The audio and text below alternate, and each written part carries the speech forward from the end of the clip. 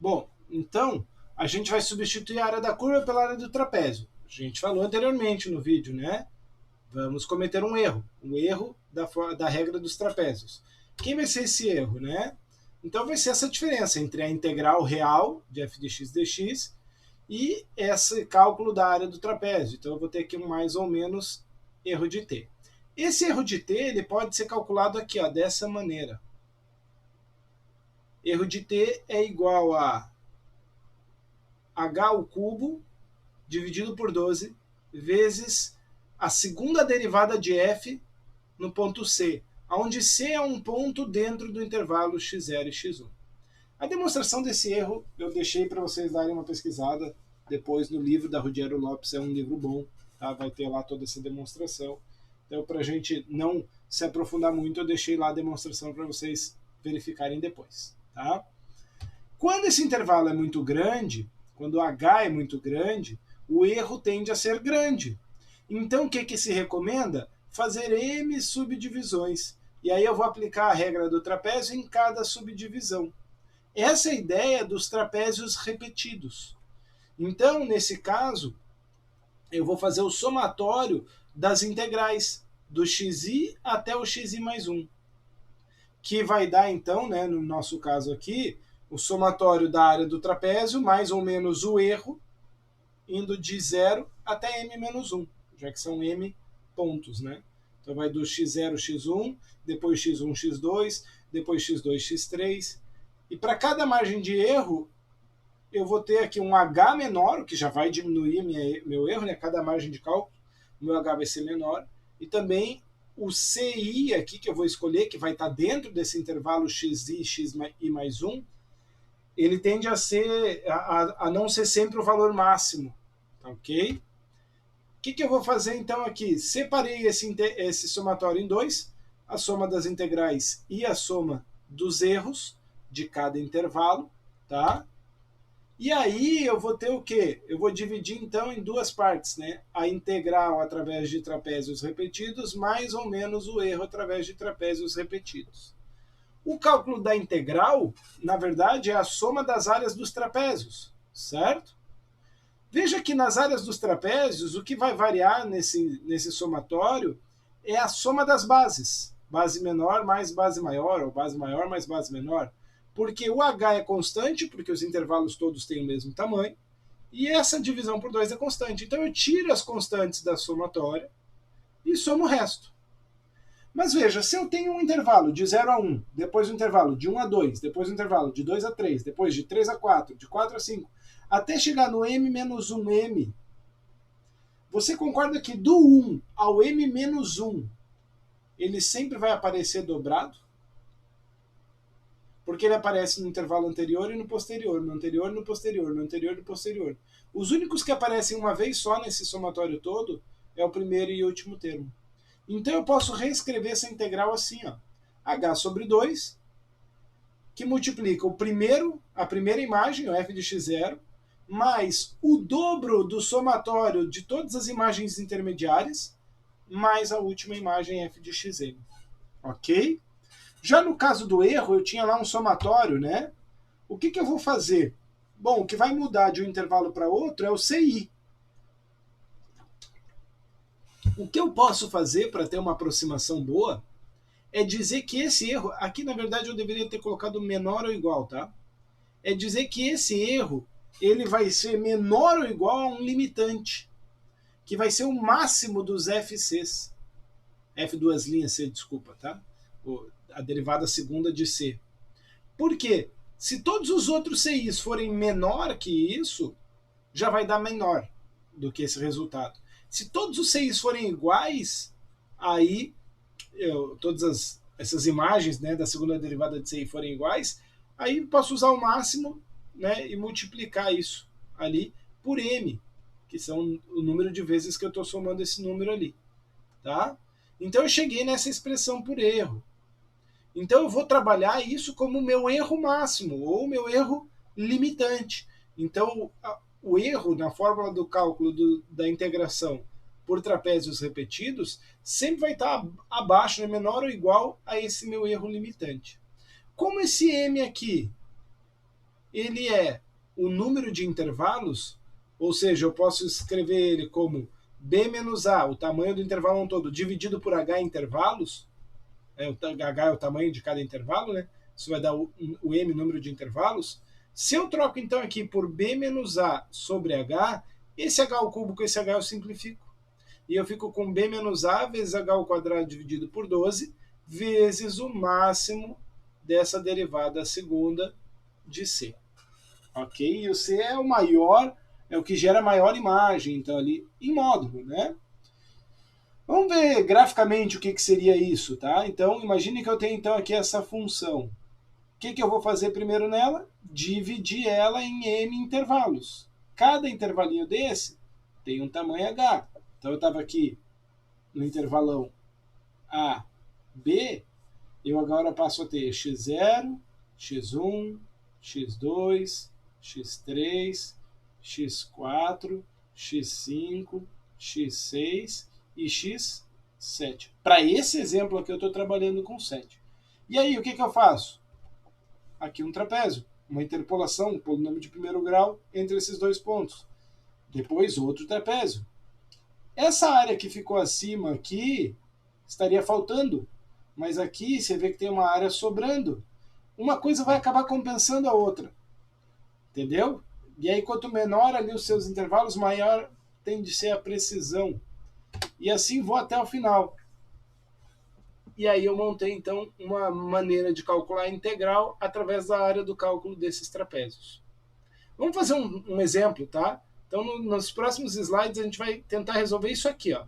A integral definida de 1 a 4 de 1 sobre x dx, com o n de 5 intervalos, depois com n de 10 intervalos. E aí vamos avaliar. Se você tem uma calculadorazinha legal, né, que nem eu tenho uma Casio FX991LAX, né, que é uma Casio que ela faz o cálculo de integral definida. Então, se eu jogar aqui, ó, já, né, previamente, eu vou fazer o cálculo aqui para nós de 1 dividido por x dx no intervalo de 1 a 4. Tá? Isso vai dar 1,386294. 1,386294. Vou guardar esse número aqui para a gente comparar depois. Tá bom? Então vamos lá. Com 5 intervalos. Então eu vou pegar o meu intervalo total, que era de A até B, ou seja, que é aqui é o A, né? Aqui é o B. Ou seja, estou falando de 1 até 4. E eu vou dividir em 5 pedaços. 4 menos 1, 3, dividido por 5, 0,6. Então eu já consigo delimitar quem são os meus xi, x0, x1 até o x5. Está aqui. x0 é 1, x1 já é 1,6, x2 é 2,2 e fui somando 0,6 até chegar no x5 igual a 4. Agora eu consigo calcular as imagens deles para essa função 1 sobre x. Então 1 dividido por 1 é 1, 1 dividido por 1,6 dá 0,625, 1 dividido por 2,2 dá 0,454. Aqui eu estou fazendo alguns arredondamentos, né? Estou jogando com 3 casas. Mas o ideal é que você faça isso no Excel, por exemplo, porque aí você vai ter mais casas decimais para serem consideradas, tá bom? Na aula síncrona a gente vai fazer usando Excel, a construção dessa tabelinha. Beleza, e agora? Bom, agora pela regra dos trapézios, essa integral ela vai ser igual a h dividido por 2 vezes a imagem do primeiro, o dobro das imagens intermediárias, mais a imagem do último, mais ou menos um erro. Eu vou deixar para calcular o erro depois, tá? Deixar ele aqui no cantinho, só vou mantendo ele ali, mais ou menos, erro dos trapézios repetidos. Substituindo o h por 0,6 e cada uma daquelas imagens ali de dentro, ó, estão todas aqui, e jogando na calculadora, na científica. Isso vai dar 1,413, mais ou menos, o erro. Beleza? Agora, eu vou então dar continuidade ali, fazendo o cálculo do erro. Para o cálculo do erro, você lembra que eu preciso da derivada segunda? Então eu vou fazer essa derivada segunda, tá? eu vou aqui derivar 1 sobre x, vai ficar menos 1 sobre x ao quadrado, derivou de novo, vai ficar 2 sobre x ao cubo. Então, o meu erro, que é b menos a vezes h ao quadrado sobre 12, vezes o máximo dessa derivada segunda para os valores de c dentro do intervalo que vai de 1 até 4, olhando para essa função aqui, quem que vai ser esse máximo, né? Quanto maior for o denominador, menor vai ser o resultado dessa imagem. Então, o menor denominador que eu consigo usar é o limite inferior do intervalo, é o 1. Então, aqui eu vou fazer o f duas linhas de 1. E 2 dividido por 1 ao cubo dá 2.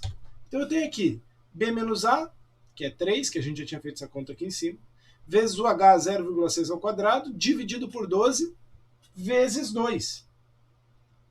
Que eu peguei o máximo aqui, para dar uma margem de erro. Essa minha margem de erro, então, deu 0,18. Então, eu posso dizer que essa minha integral, juntando essa expressão com o erro, é 1,413 mais ou menos 0,18. Se eu pegar o 1,413 e subtrair lá do valor original que a gente tinha, tá? 1,413 menos 1,386294, a diferença está dando de 0,026. Está muito dentro dessa margem de erro. Tá? Por quê? Justamente porque eu peguei o máximo desse f duas linhas. Pode ver que ele só aparece aqui, depois ele começa a diminuir. Se eu pegar outros valores de c, ele diminui ao ponto de, no lugar de 2, né, se eu fosse pegar o mínimo, né, 2 dividido por 4 ao cubo, isso dá 0,03. Então, se eu pegasse o mínimo, varia bastante, de 2 para 0,03, ia dar bastante diferença aqui, tá bom? Mas está dentro da margem, essa aqui para mim então é a integral. Como que eu posso fazer para diminuir essa margem de erro? Para diminuir essa margem de erro, eu posso aumentar o número de intervalos, a gente falou isso lá na teoria. E é isso que esse exemplo vem trazer. E se eu colocar 10 intervalos ao invés de 5? Porque aumentando o n, eu vou diminuir o h. Diminuindo o h aqui, vai diminuir o erro. Vamos lá.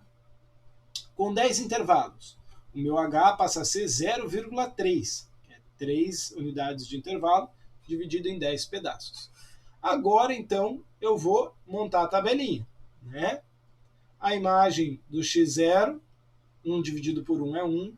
Do x1 agora é 1 dividido por 1,3, 0,769, e por aí vai. Lembrando, vou preencher isso aqui no Excel para ganhar tempo. Então, a minha integral vai ser o quê? O h dividido por 2, então nesse caso agora é o 0,3 dividido por 2, vezes a primeira imagem, mais o dobro da segunda, ou da imagem do x1 até a imagem do x9, mais a última imagem, mais ou menos o erro nos trapézios repetidos. Deixei novamente o erro só anotado aqui. Tá aí, ó, todas as imagens que eu vou multiplicar por 2. Fazendo esta operação matemática, eu vou cair em 1,393. Só de você olhar esse valor e comparar com aquele 1,413, você vê que ele já diminuiu em direção a 1,386, que era o valor exato. Ou seja, já aproximou do valor exato. Vamos ver a tendência da diminuição também da margem de erro. O erro vai ser, então, b menos a, que é 3, vezes o h ao quadrado, dividido por 12, vezes ainda o mesmo valor, 2. Por que é o mesmo valor? Porque ainda é o mesmo intervalo, de 1 até 4, na mesma função que a derivada segunda é 2 sobre x ao cubo, o máximo valor para isso é o x vale 1, então isso vale 2. Só que quando eu diminuo o h aqui, eu vou diminuir o meu erro no final. Note que o meu erro caiu para 0,045. O meu erro real de 1,393, ele está na casa de 0,29, ou seja, está menor do que essa margem, ainda é uma margem superior, né? Então eu estou colocando aqui que a minha integração está dentro dessa margem. Se eu pré-definir essa margem de erro, tá? Se eu defino que o erro dos trapézios repetidos tem que ser menor ou igual a um epsilon específico. Você lembra que esse erro aqui é b menos a vezes h dividido por 12 vezes f nas duas linhas de C, que é o máximo lá, né? Vamos deixar assim, mas você lembra que é o máximo, que vai ter que ser menor que epsilon. Como o intervalo B menos A é constante, essa parte é constante, essa parte é constante, essa parte é constante. Ou seja, é o H quem vai definir quando isso vai ficar menor que uma margem epsilon. Eu queria um erro menor do que 1 milésimo, do que 10 a menos 3. Então eu ia ter que calcular quantos intervalos seriam necessários para isso. Lembrando que o H tem que ser um número inteiro, então vai dar lá um número decimal lá, 15,03. Então você precisa de 16 intervalos para conseguir aquilo ali. Beleza? Vamos parar esse vídeo por aqui. No próximo vídeo a gente vai falar sobre a regra 1/3 de Simpson. Ela usa um polinômio diferente, mas a construção dela é muito parecida com a ideia dos trapézios. Beleza?